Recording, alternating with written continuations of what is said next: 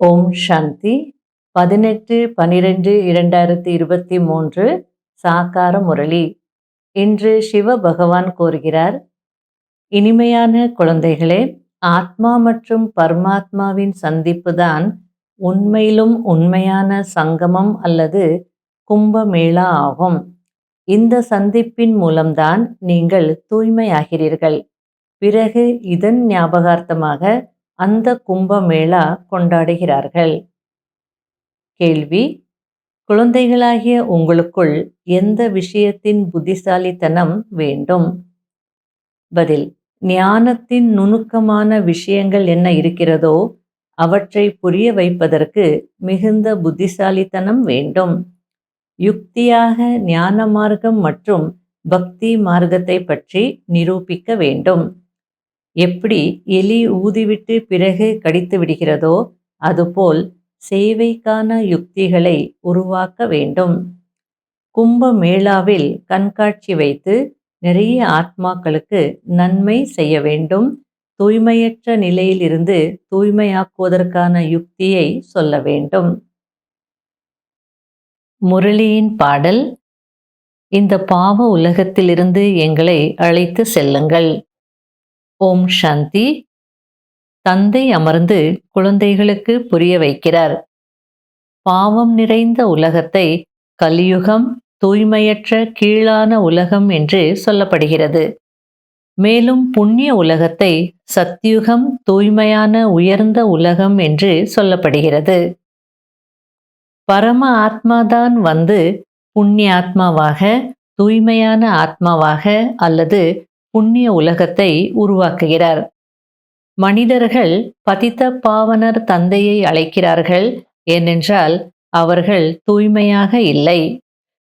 ஒருவேளை தூய்மையற்றவர்களை தூய்மையாக்குவது கங்கை அல்லது திரிவேணி சங்கமம் என்றால், பிறகு ஓ பதித்த பாவனா, அதாவது தூய்மையற்றவர்களை தூய்மையாக்கக்கூடியவரே வாருங்கள் என்று ஏன் அழைக்கிறார்கள்?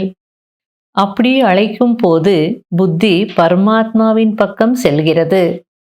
அதாவது பரம்பிதா பரமாத்மா யார் ஞான கடலாக இருக்கிறாரோ அவர் வர வேண்டும்.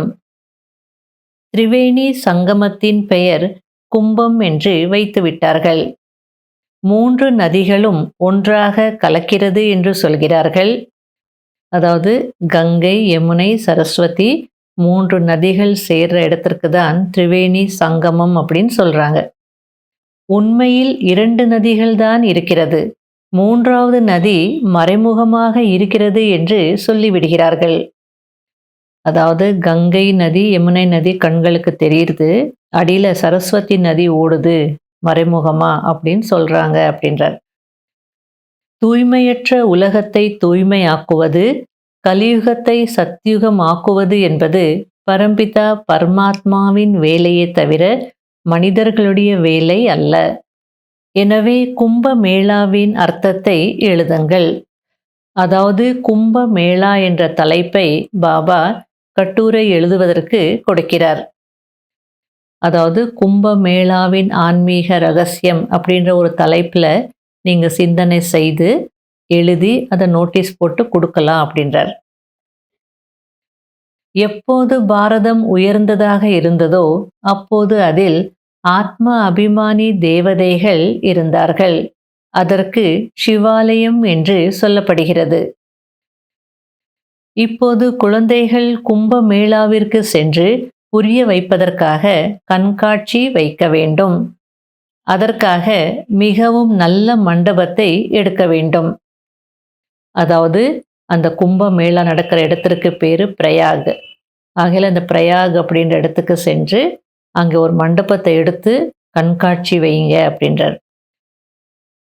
உங்களுக்கு எதிரிகள் கூட நிறைய பேர் வருவார்கள். சில நேரங்களில் தீ வைக்க கூட தயங்க மாட்டார்கள். யாருக்காவது சண்டை போட வேண்டும் என்றால் உங்களை திட்ட ஆரம்பித்து விடுவார்கள். ஆகையால் நீங்கள் அகங்காரமற்றவர்களாக ஆகி அமைதியாக இருக்க வேண்டும். மிகவும் சகஜமாக புரிய வைக்கப்படுகிறது. ஆனால் புரிந்து கொள்ளக்கூடியவர்கள் மிகவும் குறைவாக தான் இருக்கிறார்கள். அதாவது சில பேருக்கு நம்ம சொல்கிற சில பாயிண்ட்ஸ் பிடிக்காது. ஆகையால் எங்கெங்கெல்லாம் எக்ஸிபிஷன்ஸ் நடக்குதோ அங்கே வேணும்னே வருவாங்க. நம்ம அந்த பாயிண்ட் சொல்லும்போது வேணும்னே விவாதம் பண்ணுவாங்க, திட்டுவாங்க, எல்லார் முன்னாடி அசிங்கப்படுத்துவாங்க. ஆனாலும் பாபா சொல்கிறார், நீங்கள் எதுவுமே பேசக்கூடாது, அகங்காரமற்றவர்களாக இருக்கணும், அமைதியாக இருக்கணும். நீங்கள் ஏதாவது பேச ஆரம்பிச்சிட்டீங்க, இல்லை ப்ரூவ் பண்ண ஆரம்பிச்சிட்டீங்க, இப்படி இல்லை இதுதான் ரைட்டுன்னு சொல்ல ஆரம்பிச்சிட்டிங்கன்னா அப்புறம் பெரிய சண்டை ஆகிடும். அதாவது ஆரம்பத்தில் புதுசுன்றதுனால இது போன்ற பிரச்சனைகள் எல்லாம் நிறைய வரும். இப்போ எல்லாம் ரேர் தான். இப்போ யாரும் அப்படி விவாதம் பண்ணணும்னு நினைக்க மாட்டாங்க. பிடிச்சா ஏற்றுப்பாங்க, இல்லைன்னா போயிட்டே இருப்பாங்க. மனிதர்கள் இறைவனின் பெயரால் நிறைய தானம் புண்ணியங்கள் செய்கிறார்கள் என்றால் ஒரு பிறவிக்கு பலன் கிடைத்து விடுகிறது. இங்கே 21 பிறவிகளுக்கு கிடைக்கிறது. ஈஸ்வரன் பெயரில் தானம் செய்வதின் மூலம் சக்தி கிடைக்கிறது. தந்தை குழந்தைகளுக்கு கூறுகிறார், நீங்கள் எங்கிருந்து வந்தீர்களோ அந்த இடத்தை நினைவு செய்யுங்கள். அப்போது கடைசி நினைவிற்கேற்ப நல்ல நிலை ஏற்பட்டுவிடும் என்று. தந்தையை நினைவு செய்வதின் மூலம்தான் தூய்மையாகுவீர்கள், பாவங்கள் அழியும். இல்லற விவகாரங்களில் இருந்து கொண்டே தேகத்தின் அனைத்து சம்பந்தங்களிலிருந்தும் புத்தியை நீக்கி ஒரு தந்தையுடன் இணைப்பதற்கு முயற்சி செய்ய வேண்டும். யாருடைய தீபம் ஏற்றப்பட்டிருக்கிறதோ அவர்கள்தான் நாயகனுடன் செல்வார்கள்.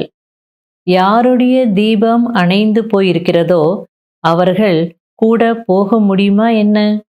நெருக்கமான குழந்தைகள்தான் கூட செல்வார்கள். கடைசியில் அனைவருடைய பார்ட்டும் தெளிவாகிவிடும். இரவு வகுப்பு 24/4/1968. மற்ற தர்மஸ்தாபகர்கள் யாரும் அனைவருக்கும் நன்மை செய்ய முடியாது என்பது குழந்தைகளுக்கு புரிய வைக்கப்பட்டிருக்கிறது. அவர்கள் வருகிறார்கள் என்றால் அனைவரையும் அழைத்து வருகிறார்கள். யார் விடுவித்து வழிகாட்டுகிறாரோ அவருக்குதான் மகிமை இருக்கிறது. அவர் பாரதத்தில்தான் வருகிறார். எனவே பாரதம் அனைத்திலும் உயர்ந்த தேசமாகும். தேக அபிமானத்தின் காரணத்தினால் தேகத்தையே பூஜிக்கிறார்கள். தூய்மையானவர் ஒருவர்தான் என்பதை இப்போது நீங்கள் புரிந்திருக்கிறீர்கள். தந்தை மறைமுகமான ஞானத்தை கொடுக்கிறார்.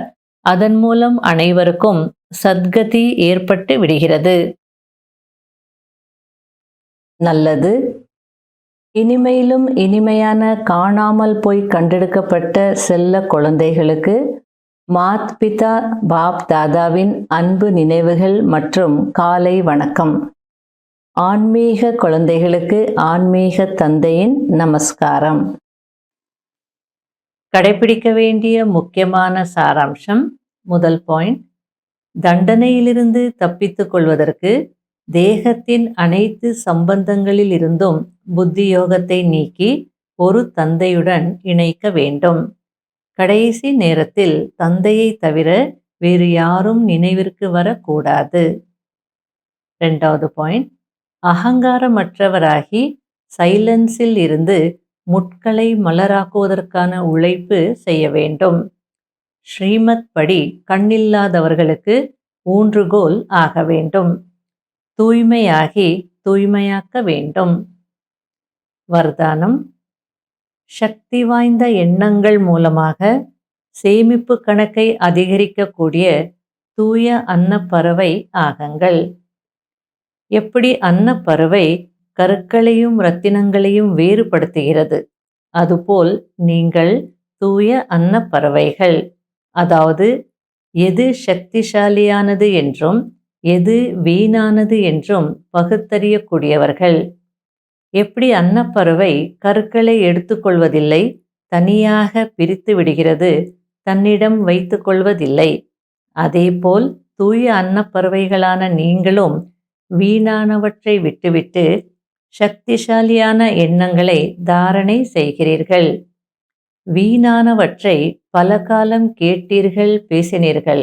ஆனால் அதன் விளைவாக அனைத்தையும் இழந்தீர்கள்.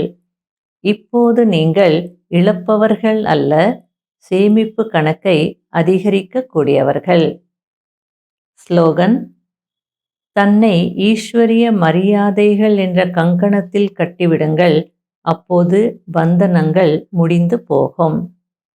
ஓம் சாந்தி. இன்றைய அவ்யக்த சமிகை: இல்லறத்தை பராமரித்து கொண்டே, சேவை செய்து கொண்டே சதா விடுபட்ட மேலான நிலையில் இருங்கள். இது என்னுடைய சேவை அல்ல, பாபா கொடுத்திருக்கிறார் என்பது நினைவிருந்தால் பந்தனமற்றவராக இருப்பீர்கள்.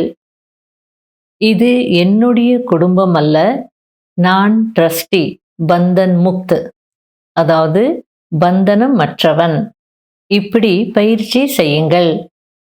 சூக்ஷ்மமான மோக கயிறுகளிலிருந்தும் விடுபட்டு பற்றற்றவராகி நினைவு சொரூபம் ஆகுங்கள். ஓம் சாந்தி.